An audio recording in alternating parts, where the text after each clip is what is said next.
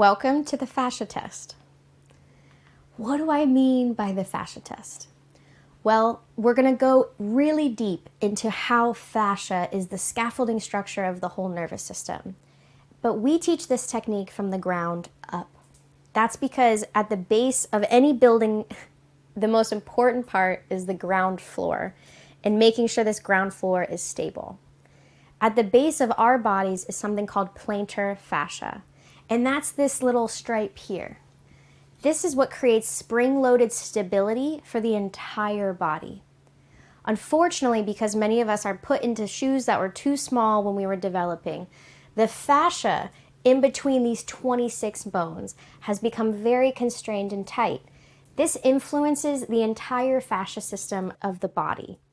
Now, by simply testing your toe mobility, we're going to have a pretty good idea of what's going on within your body and your structure.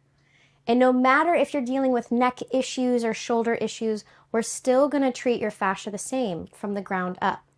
If we jump to the upper body too quickly, we're going to end up throwing off the whole system. It's very easy to get close to the spine and the upper body, and it takes a while to relieve the tension.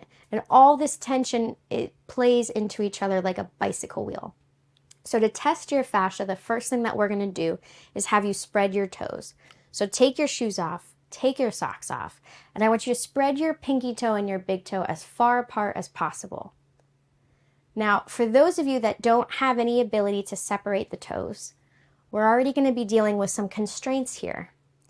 For those of you that can have a little bit of separation, but the middle toes are stuck together, when we have lazy toes, what happens is we end up walking often on our lateral band, where this little A is right here.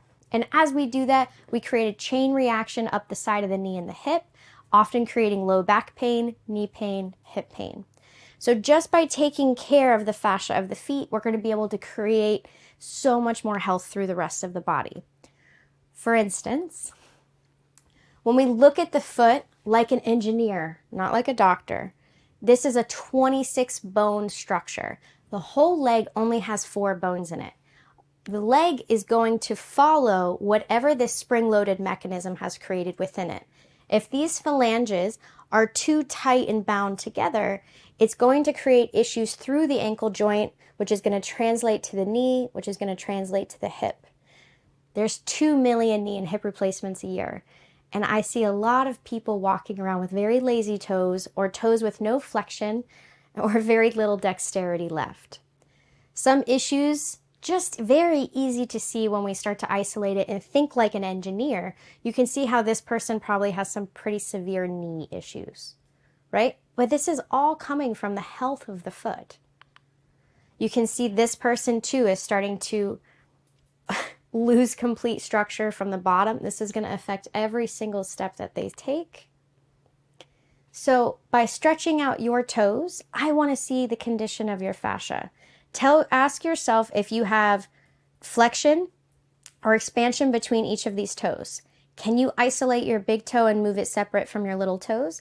Can you keep the big toe down and just move the little toes? Do you have no dexterity within them, but just a little bit of expansion? All of these are going to give me a benchmark of how the fascia is moving through the rest of your body.